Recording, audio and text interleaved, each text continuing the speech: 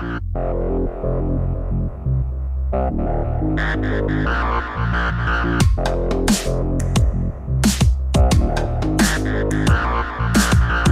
welcome to Rock Phoenix Live's Trash Talk, baby.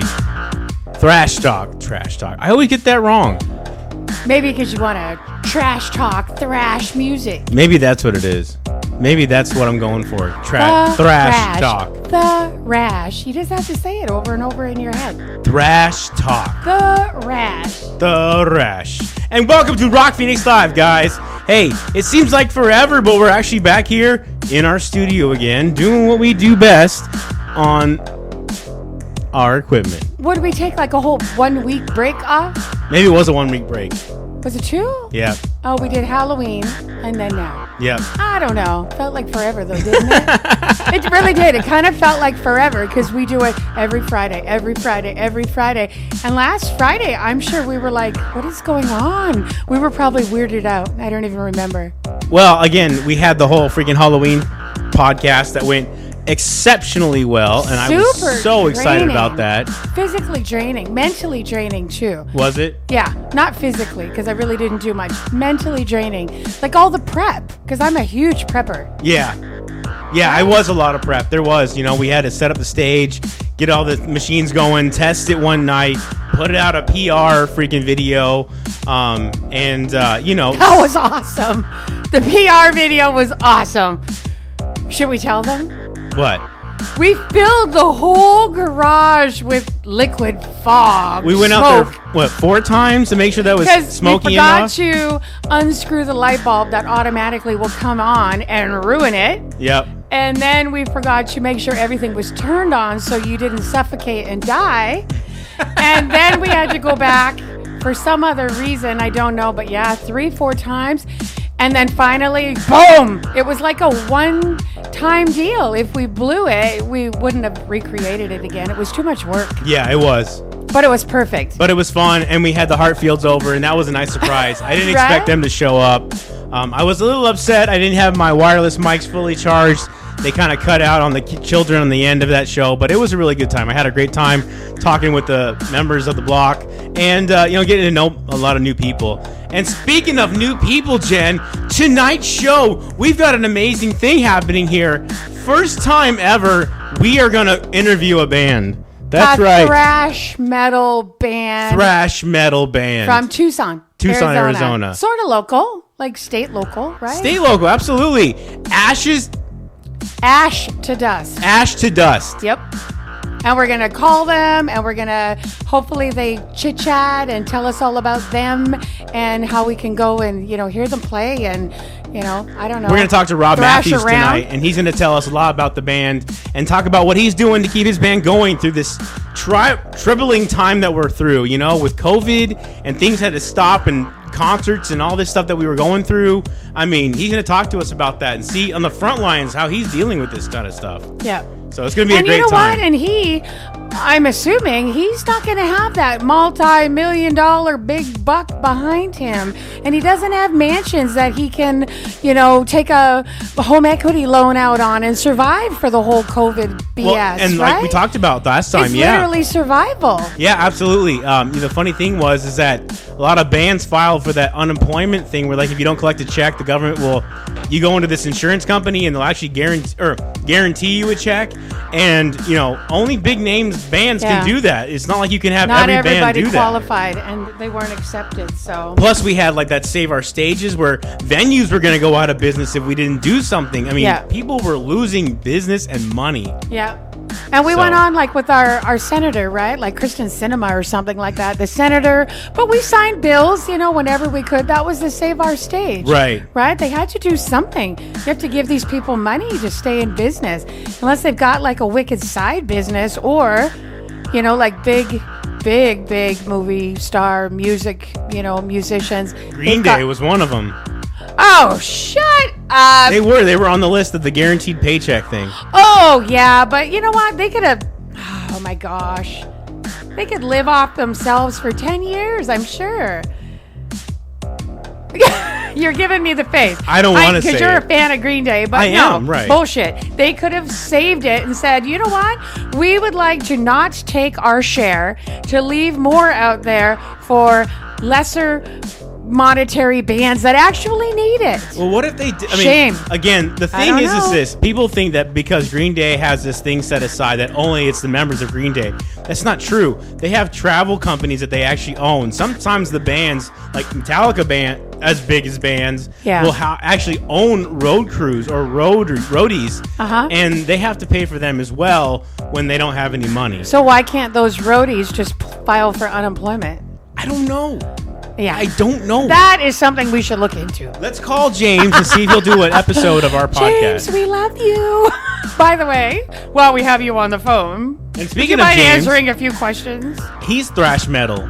That's an amazing. Yeah, one of the founders, like the pioneers of thrash metal. Yep. Which I looked it up. It's like an extreme sub-genre of heavy metal. That's really all it is. It's characterized by its overall aggression and its fast tempo, and tends to get a little throaty, which is like a growling dog. And then it's also it's kind of derivative of death metal or a heavy hardcore metal. So we all know those bands. But yeah, Music Radar is the website I first went to, and it said the founders of this style were Metallica. You're right. Slayer, Anthrax, Megadeth. And it's funny because thrash metal is another genre below hard rock or metal that is now in like death metal. We talked about it's new metal as part of it as well. Yeah. But they're all subgenres. But I don't understand that in new metal. And I don't get that either. I even looked up Wikipedia, like a definition. I'm like, yeah, I still don't get it. Whatever. It's there. I don't think it's a genre below. I think it's just another branch off. Like they just branch off. It doesn't mean you're on top or below. Oh, right, absolutely. You just branch out, and it's just another genre and another genre, which sometimes I don't know. It's too much. Too many genres. Hard to keep track of. Right. Yep. And then while I was reading, they went on to say that like those bands, Metallica, Slayer, Anthrax, Megadeth, were the fastest and nastiest music of the 1980s. Nice. And as soon as I read like nastiest, I'm like, yeah, you're probably right. All right. Well, you know what? Let's listen to some of our Ash to Dust music tonight before we talk to the guy himself. And here it is. This is Demons Within on Rock Phoenix Live. Here we go.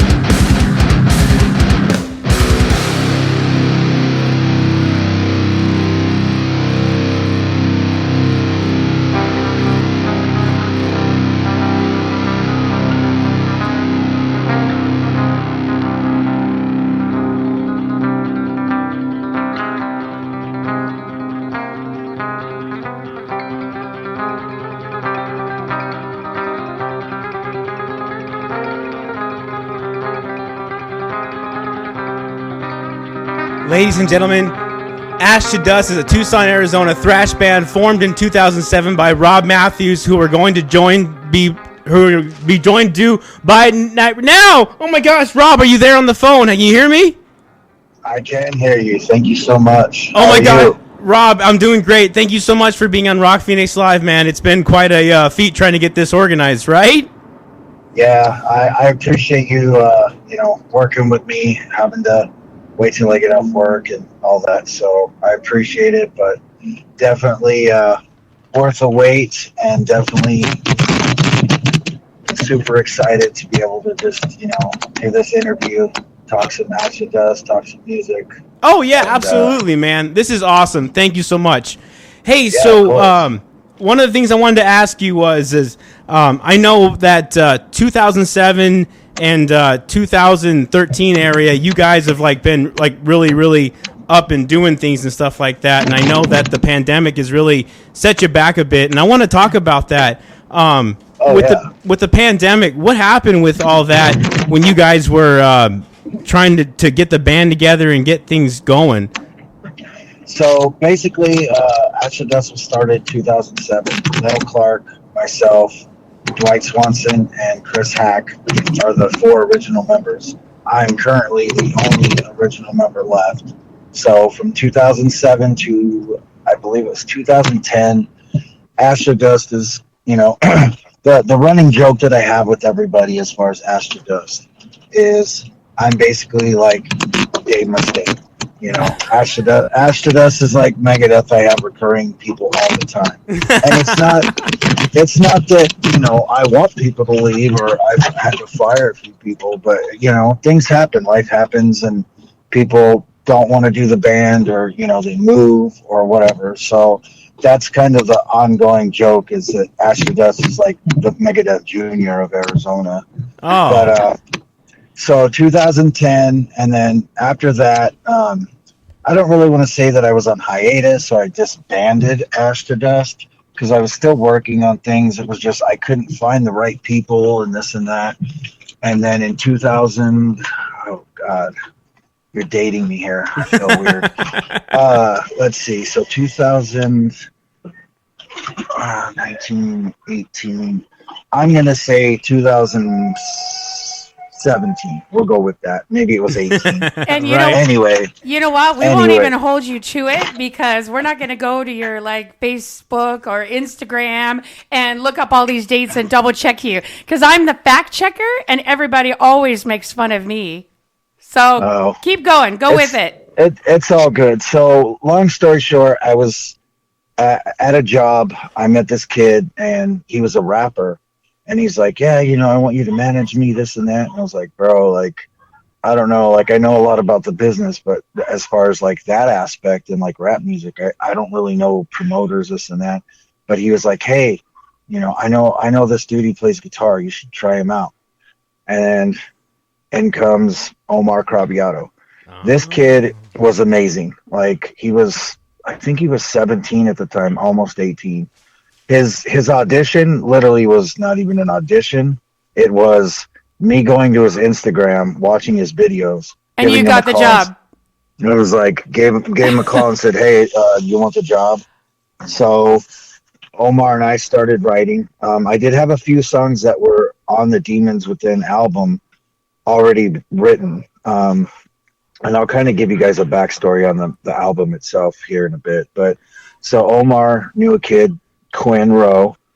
He's like, yeah, he's a guitar player, but we can get him his bass. All right, cool. So it was me, Quinn, and Omar. Then we put a Craigslist ad out. Christopher Dickey answered. And bar none, Christopher Dickey is one of the not only sweetest guys I've ever met, but that guy was so dedicated to write the perfect drum tracks and play everything pristine. And, wow. I really enjoyed that time with those guys. Oh, that's awesome, man. Yeah, Chris is one guy I definitely bonded with, and through the pandemic we were all kind of okay, what do we do? We're supposed to be promoting Demons Within, and now all of a sudden the entire world is shut down. Right. So we started slowly writing for the third album that we're doing, but basically things kind of started opening up, this and that, and we did a Denver show in April of 2020. How'd that go? I'm curious to know how that went. Honestly, it was amazing how they did it, because there were people, they were allowed to come in. I don't really honestly remember if they were like, you got to be vaccinated, you don't, just wear a mask, don't wear a mask. I don't really remember, because it was just kind of, hey, we're going to go play Denver. The record label sent us out. We're doing this. Yeah, so, you're like totally excited. Like, hell yeah. Yeah. So how they did it was, there were people there. There wasn't a lot. I'd say probably, I don't know, maybe 100 people, maybe. Okay. But they were, they were spaced out, 6 feet, tables, all that. But the coolest thing is the owner of the bar was like, hey, send your information, your Facebook and all that to this person. So what happened is Dead Wind is also on our label with us at Misanthropic, and they're also a local Tucson band. Oh, nice. Ashley, our bass player, that's her main band is Dead Wind, and she also plays Oh, that's how you're affiliated. Okay, I gotcha. Right, yep. So basically, we all shared an Airbnb. We went up to Denver together, and what they did was, when each band went on, you could go to that band's Facebook page and watch the live performance. So if you weren't in Denver and you were, in Arkansas or whatever, cool. At X amount of time, and we do have a video on YouTube of like 15 minutes of it. For some reason, when I tried to download that, it just would not let me do the whole 30, 45 minutes of it. So there's a little bit of it, but the really cool part is there were cameras everywhere. There was a camera over Chris's drum kit. Oh, hell yeah. Right on. Yeah, it was really exciting. So the pandemic really did put a damper on things, but in the end, it was worth it. We got to play at one show. When we got back, Omar was kind of like, hey, I think I'm going to, step down. And I was like, I literally begged him. I was like, bro, please don't. Like, yeah, that's your bread and butter. Whatever you're doing on the side, it's fine. Like, he's like, no. So it was me, Ashley, and Chris. And then Chris decided, God bless him, he was like, you know what? I love this, and this is what I want to do. But right now, I think that I want to join the fire department. I was like, dude, you have my blessing. Like, yeah, it's hard to let go because of our friendship. We still talk. I talk to Omar still and Chris, but it was really hard for me to let Chris go and it's not just because drummers here are like a needle in a haystack in the Sahara Desert. I thought anybody could drum. Right? I didn't think it was that big of a I'm a drummer. position. I'm a drummer right here. I'll play for you anytime. Let me tell you, finding drummers here literally is like, if you can find a drummer like Christopher, you have won the Powerball. Nice. And the reason I say that is because Chris had zero attitude, I'm a rock star. He came in, busted his ass, and did it, He didn't have an attitude, wasn't alcoholic, this, that, the other. He was didn't have all the baggage. So, right. So, finding a drummer like that was hard. So when he left, me and Ashley were kind of like, ugh, and I tell people all the time, I was like, look, when my mom passed away, that was the one thing I promised her. She always supported me. She always told me, she's like, I wish you wouldn't sing the way you do, but I like the music. I'm like, yeah, well, sorry, it's every mother's last words right there. I was just gonna say, mom had your approval. Yeah. She totally approved of you. She just didn't want you to do it. My mom's the same way. She's like, I don't like some of the songs on your podcast, and I'm like, right, I'm sorry, mom. Well, and, the thing is, she supported me 100%, and she just didn't like the way I sang my vocals, and I was like, sorry, it's kind of how I do it. But so I promised her on her deathbed, I said, look, mom, as long as I will be the Rolling Stones, of Ash to Dust, like as long as there's blood in my veins, I'm going to keep doing this. So go forward, we'll say 2021. God bless you, Mom. God bless you. Yeah, thank you. So Ashley was like, hey, I'm going to take like a break, whatever. And I was like, okay. Oh. We had a mutual agreement. She she was like, hey, I'm going to do the Deadwind thing. You know, things are kind of weird with us right now as far as the band. I said, no, I get it. I said, I'll make you a deal. I will find us a guitar player. I will find us a drummer. They will learn at least 95% of these songs before you come back. Wow. So, while this was all happening, I decided that my I have a buddy, Peter. He's got a condition, and he's a drummer. So I was like, look, man, I would love to have you play for Astrodust, but I know you physically cannot do it. Like, our stuff is just crazy balls fast. Okay? Yeah, sorry. Thrash. That's what it is. It's thrash. But I'll tell you what, I don't want you sitting around with this drum kit doing nothing. I will go out, and instead of playing guitar and singing, I will go buy a bass, and you and I can do something. We'll find a guitar player or two or whatever. So one of the guys that originally, after Omar left, auditioned for Astrodust, I was like, hey, I'm going to give this dude a call. So I called this dude, Damien, and I said, hey, I'm doing kind of a solo project, a side project, whatever you want to call it, but I'm playing bass. I think you would be perfect for the guitar because it's more metal. It's Iron Maiden, Priest, Motley Crue, Rat type, King Diamond, Sabotage. Hell yeah. So he's like, yeah, I got this kid. Can I bring him? And I was like, yeah, whatever, dude. So enter JD, Astrodust's new guitar player. The animal. Just like Omar, JD is absolutely 100% a prodigy. This kid came in, and this is my solo project, mind you. He came in, and I was like, hey, what's up? I'm, Rob, and this is what we do. And he's like, hey, I heard your band Astrodust. And I was like, right on. He's all, if you ever need a guitar player, I'd really like to audition. Nice. I was like, well, I just got a guitar player. I need a drummer. Yeah, so he plugs in and starts playing note for note because his biggest influence is Dimebag. Note for note, Domination, the solo. Oh, man. Hell yeah. I was like, so you want to be the new guitar player for Astrodust? Show up Tuesday. Yeah, dude, that's awesome. That's right on. So, and then now we bring in Justin, or Animal, and he answered a Craigslist ad. And we were talking, and I was like, hey, this and that and the other. And so basically, to cut things short, because I'm not trying to drag all this on. No, you're fine, man. Take all the time you want, man.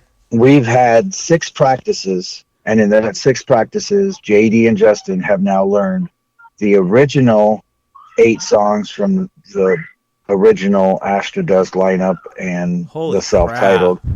As well as pretty much Demons Within in 6 practices. Wow. Now, let me ask you a question, though. Did they do it all by notation, or did they do it by hearing? Because I'm just curious to see how many people out there do it by hearing the notes and figuring it out, or actually do it by, notation. Well, that's the thing. I told JD, I said, hey, I've got all the guitar, anything we need. Omar said, let me know. I'll help you out.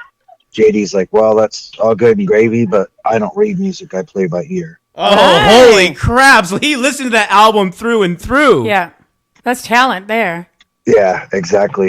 He's an amazing kid, and like I can't wait for everyone to hear what we've done, because what we're going to start doing in December is Justin knows a guy, I guess he might be his ex-band member or something up in Phoenix, has this humongous, amazing recording studio. So we're going to go back and re-record and remaster and re-everything the original self-titled Astrodust album. With all your new members playing. A lot of bands want to do that. That's idea. Like the first thing you want to do is like, when you're out there, you're trying to put out this demo, and regardless of what the sound quality is, you're just like, I got to get this demo out there so people can hear it. And the first thing that you do when you sign with the label is you want to re-record what you did so people can actually get the full sound of it, that bass, that intensity, right, Rob? Right. And exactly. And that's the thing, with Demons Within, we had that recorded.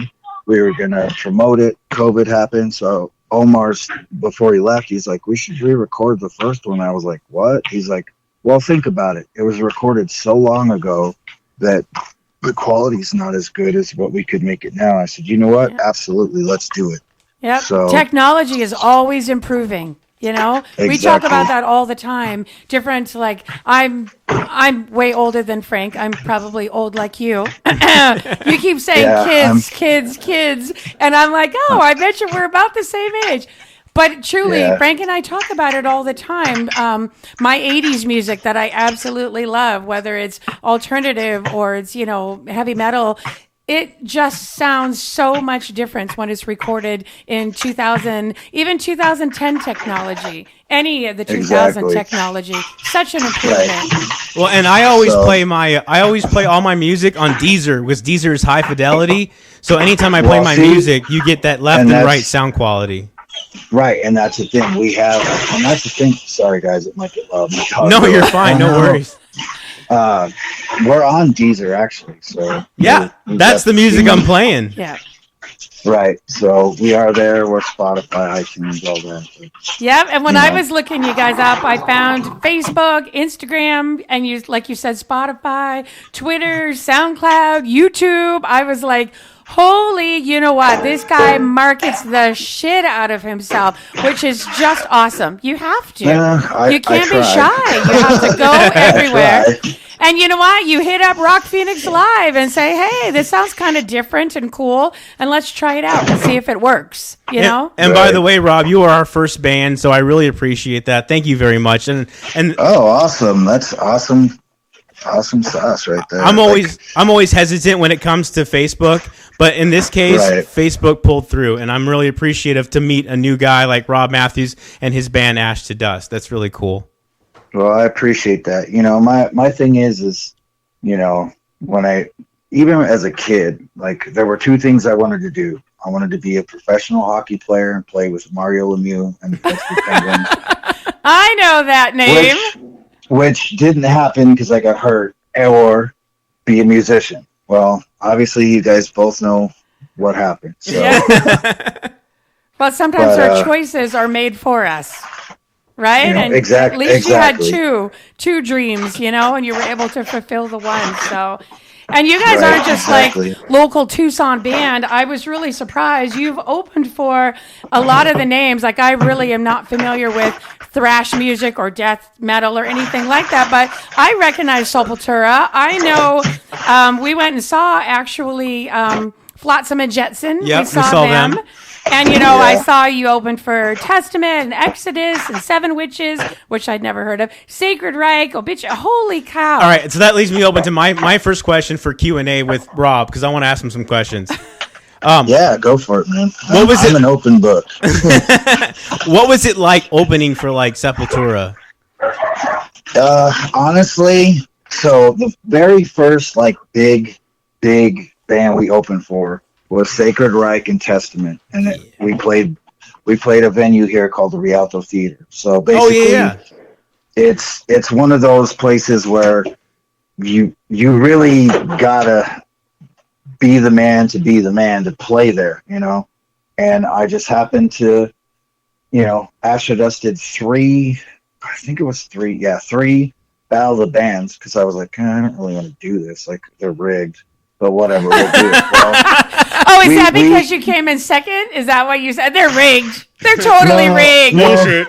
I just, before we did it, I was like, oh, they're rigged. I'm just messing with you. We did come in second, and, basically the promoter that was there that night, I said, look, I know that you promote big shows around here.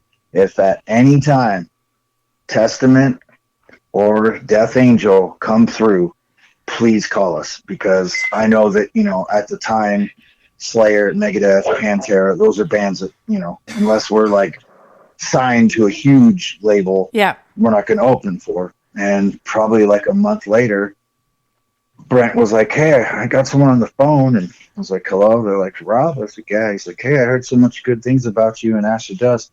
Would you like to open for Testament? And I dropped my phone. Oh, man. I picked up my phone, and I was like, I'm sorry. There was static. Like, what did you say? He's like, would you like to open for Testament? I was like, yeah. So opening for bands like that is insane because, there's 5 10,000 people even before they come on stage. Oh, sure. Right. Yeah. Wow. That must have been just thrilling, just like so exciting. And you kind of idolized Death Angel a bit too, right? I stalked you a little bit on your Insta account, but I saw a couple of pictures with Death Angel as well. Am I right? Did I pick the right band? Yeah. There should be pictures of Testament, Goat Whore, Death Angel. I'm trying to think. The drummer from Slayer and Testament, Paul Bostock. Wow. Zach Wilde. Oh man, Zach. I heard he's kind of a butthead though. Honestly, he was really down to earth. Like, actually, if you ever find the picture on my Facebook, the picture is me, Zach, and my daughter. There's a really cool story behind all that. Long story short, I forgot to give her a beanie or a hat because we lived in Utah at the time. Right. Zach pulled his beanie out and gave that to her. Oh, even better. Hey, I got a quick question. Does that mean, like, you talked about in some of your bio, you said, like, new members, new location. So are you originally from Arizona? Yeah, I was born and raised here in Tucson, Arizona. Oh, gotcha. Where did the Utah come from? Basically, I had lost my job, and me and my wife at the time, ex-wife now. Oh, gotcha. Didn't have anywhere to go. She's like, I'm going to call my brother. So she did. We moved up there, and me and her brother actually started one of my very, very, very first bands. Cool. So, that worked out. Was it a metal band? Yeah, actually, some of the stuff that's going to be on the self-titled re-release, actually, it's on the self-titled now, but when we re-release it, we actually wrote some of those songs. So that's actually very cool. Goes way back. And you went to Illinois, I just didn't know if there were any metal right? guys in Utah. Yeah, it was. There's at least unique 2. Living there. Yeah, it's actually not as bad as everyone makes it out to be, but it is definitely. They say it's a culture shock. I walked up in there and I was just like, "Hey, I own this bitch. Let's do this." Yeah. I went to Draper, Utah for training because I do like a whole lot of home automation stuff. So I program like Control4 stuff. And so I went to Draper for programming, and it was quite the thing to be there for a week. It was very cold. And you did experience culture shock. Yeah, it was very culture shock. It's true. But he loves it. So he's like, I'm taking this leftover food for my 7 kids.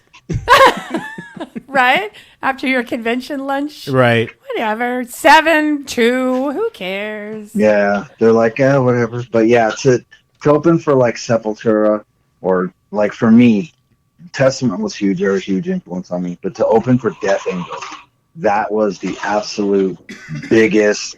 Like, I'm one of those kind of people that, being in a band or somehow, some way I get backstage. I don't know how. I just all of a sudden I'm like, holy crap, there's Ozzy. Like, but when I meet these people, and I tell my band members too, I was like, look, anytime we open for anyone, in fact, anytime anyone ever walks up and says, hey, JD, Omar, Chris, Justin, can you sign this or can you take a picture?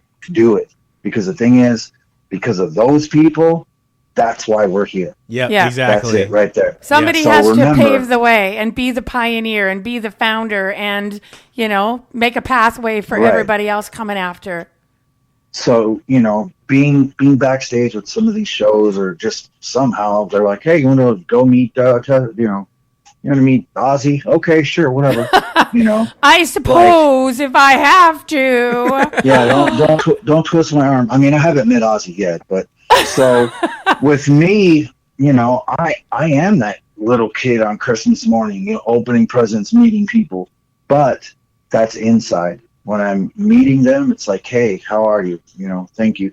Because I know they're human beings. You know what I mean? They may have a lot of money and they may see the world and they're doing what I want to do.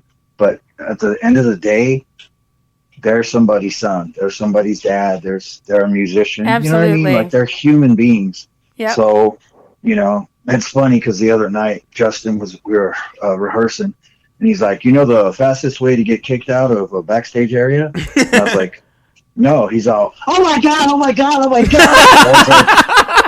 I was like, yeah, that seems about That'll right. That'll do it.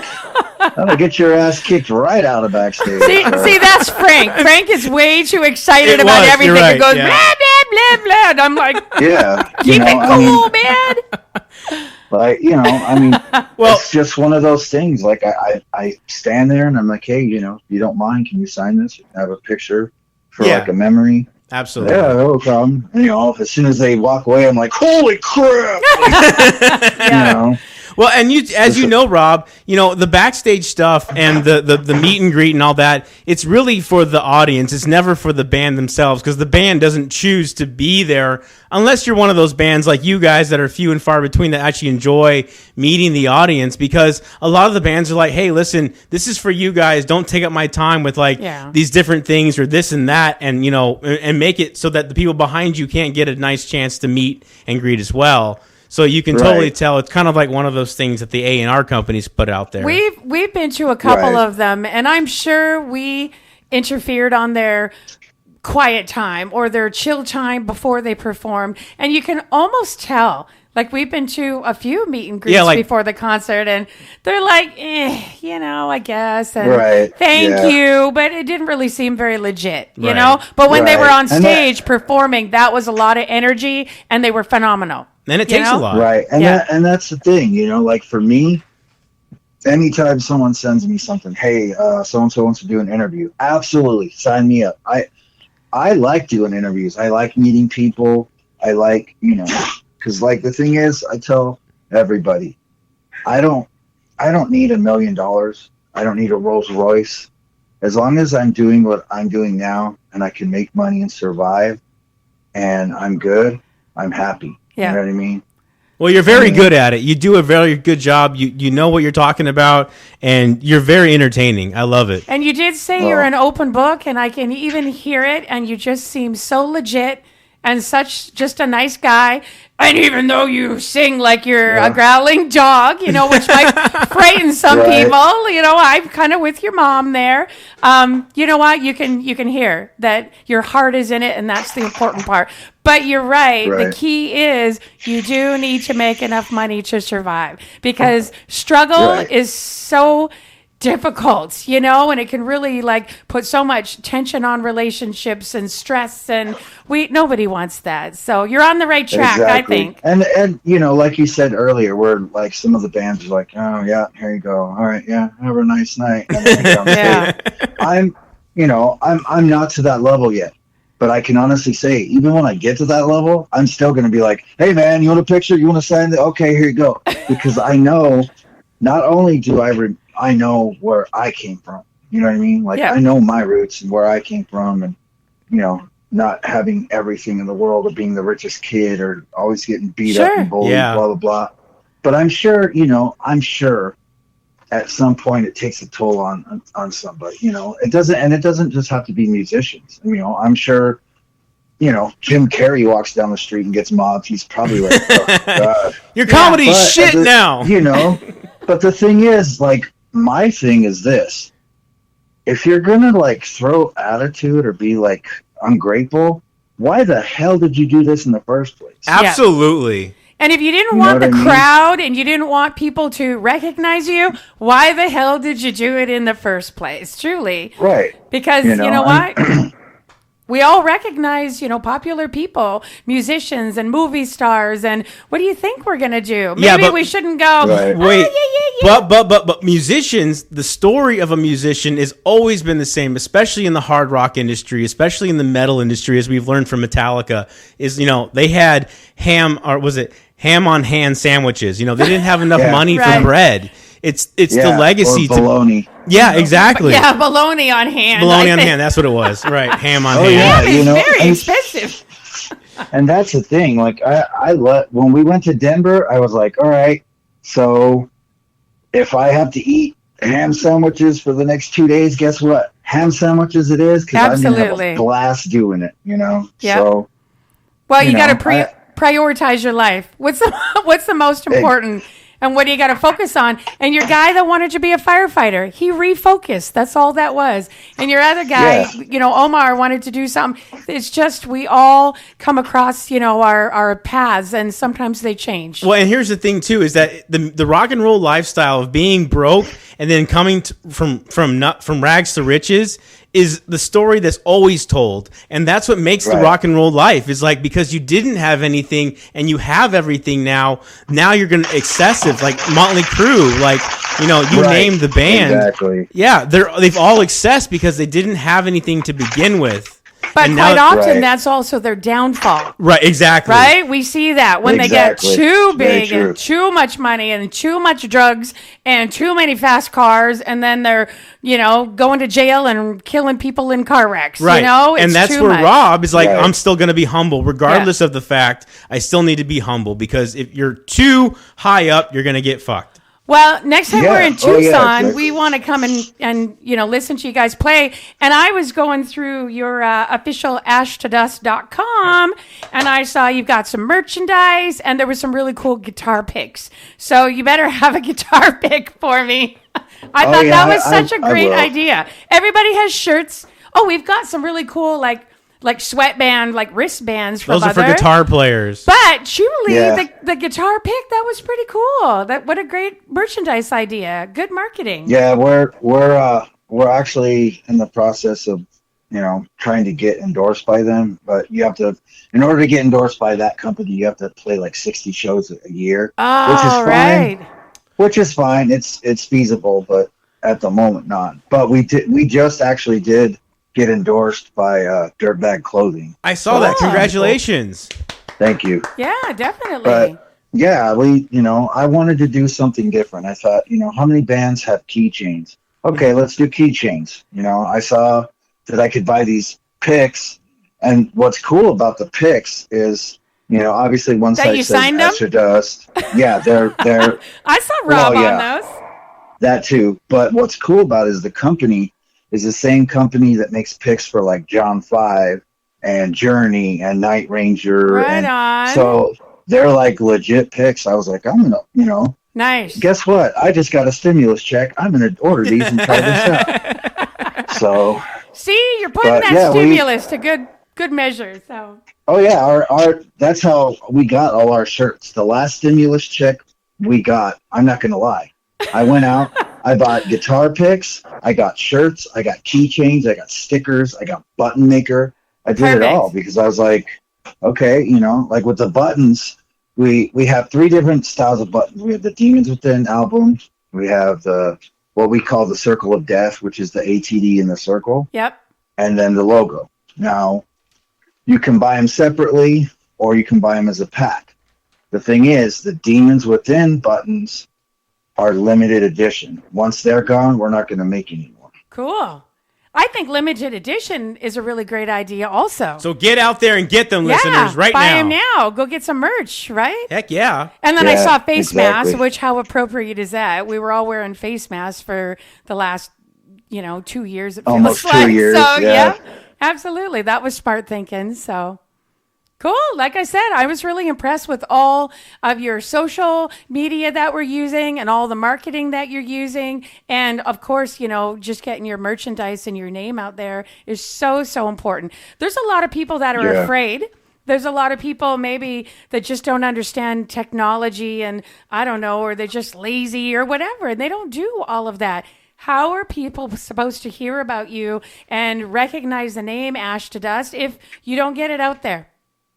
Right. Oh, and that's the thing. I definitely want to give a shout out to Alyssa LaBelle at lieutenantcreations.com or whatever her .com is this time. Yeah. She's actually the one that built our website, that helped with like the Facebook, the Instagram. Good. She's an artist as well. So I always want to give Alyssa LaBelle some credit for everything she does because she's kind of behind the scenes and does things like that. And then you get me where it's like, what do you want on your shirt? I don't know, man. Like Jack Daniels? Okay. Let's sell those. You know what? And sometimes that's what you have to do. You have to realize that that's not your talent and you have to give the artist the free reign. You know what? You are the artist. You make us look good, and let them do their thing. Right. So smart thinking. And that's the thing, like with the shirts, I like to do just, it's not super basic, but I like to at least, have the logo on there, the Circle of Death, the website, and then something different, but Also, making shirts is not the cheapest thing on the planet. Yeah, so tell me about it. I got some Rock Phoenix Live shirts, and I was like, oh, how much? Yeah, and the thing is, I wanted to do the Demons Within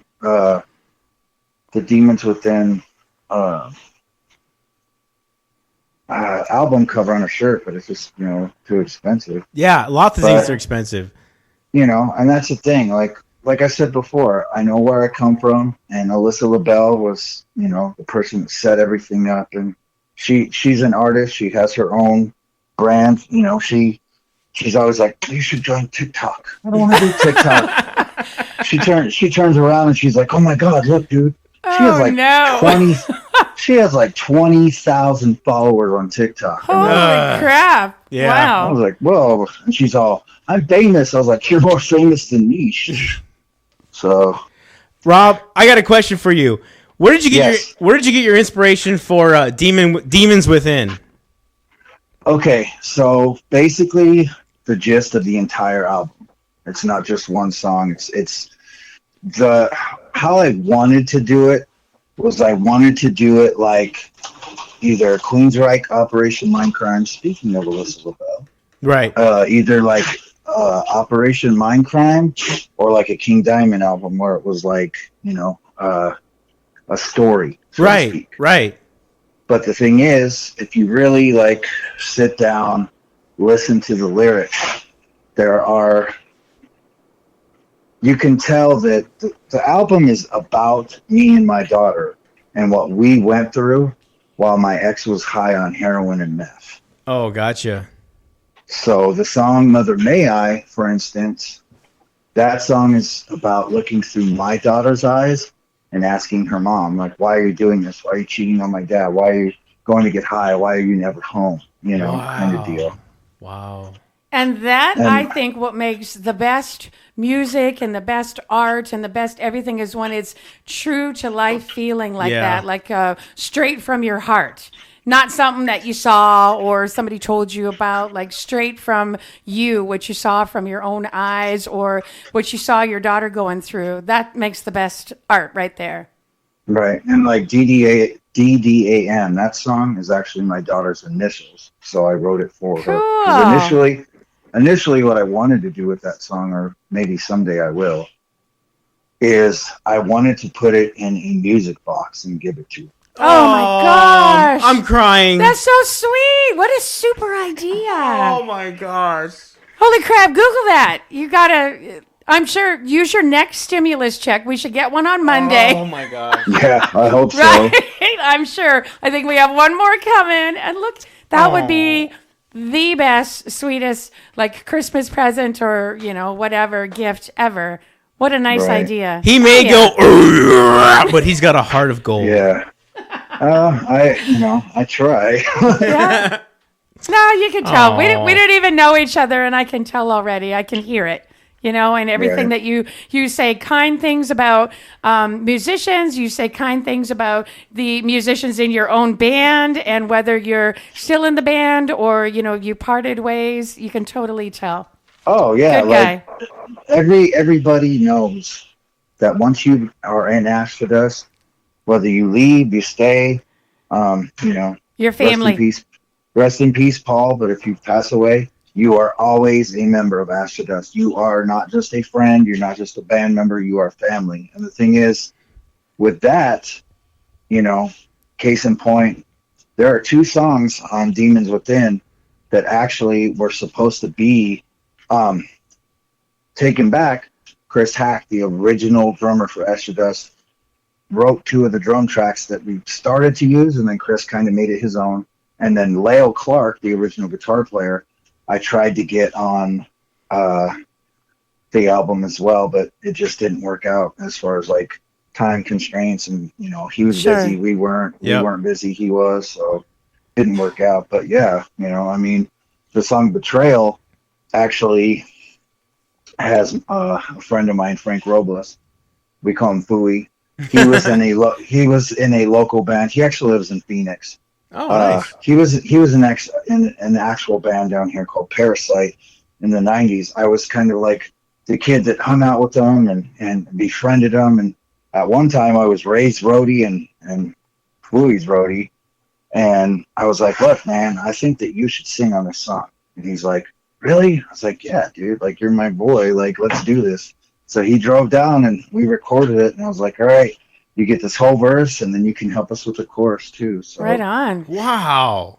I was just going to ask, I was going to say, how well in tune are you with the local music scene down in Phoenix as well as in Tucson? Honestly, as far as Phoenix, not so much, just because I don't get up there enough, and it's just it's 100 miles away. But when you don't have a reliable vehicle or this or that, or you work, when the starter craps out, right? What to do? Yeah, exactly. I told you I'm a stalker. Apparently, but Back so checker. I like to go to Phoenix, and there are some bands up there that I definitely like, and I don't even know if they're around anymore. A few people have said, oh, they broke up or this or that. So I try to get to Phoenix when I can. And when we do play shows, I want to make sure that whoever plays with us is going to mesh well. You know what I mean? Right. For sure. You don't want to get Ash to Dust and all of a sudden, like, the opening band's like Pink Floyd. It's like, bro, right. we're gonna eat you for breakfast. Like, we're fast. Absolutely. Well, all their heads, people's heads in the audience would just explode everywhere. Yeah.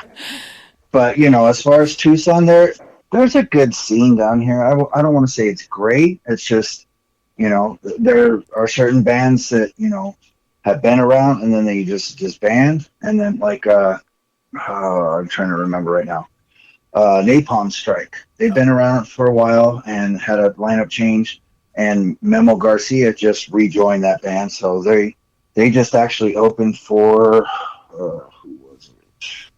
Trying to remember, slipping my mind. But Omar's band that he joined, Lethian, just opened for Soulfly. So wow, there's a band called By the Gods. I think tag stuff is like official By the Gods, but By the Gods is probably one of the best bands in Tucson. I love those guys, and I definitely want to play some more shows with them. Trying to think of some more bands. Well, that are down here, but there's a ton of Arizona local bands that we could have a whole show about. Yeah. But let's focus on you guys tonight. Ash to Dust, Robb Matthews, thank you so much for being on the show tonight. I think thank you for having me. Totally touched on. I think it's taken way too much of your time. 47 minutes, man. I'm so sorry. You've got a life to live. Nah, you're fine. Like I said, I love doing interviews. I'd do it all day if I could. Well, I appreciate it, man. Thank you so much. Hey, we're gonna exit with Unique Mind. Unquiet Mind. Sorry. There you go. No, you're good. Who is the feature there? Damien. He's in a band down here called Demon Tongue. Oh, gotcha. Yeah, and they're amazing as well. Awesome. So, Deadwind, Demon Tongue, Napalm Strike, Lethian, a lot of good bands down here as well. Awesome, guys. Well, Rock Phoenix Live listeners, check out Ash to Dust. Check out Robb Matthews on Facebook, Twitter, all the social media outlets. Check out Ash to Dust and all the social media outlets. Robb, thank you so much for talking to us tonight. You have a good night yourself, sir. Thank you as well. Thank you so much for having me, guys. Take care. We'll see you guys soon. You too. Bye. All right. Bye.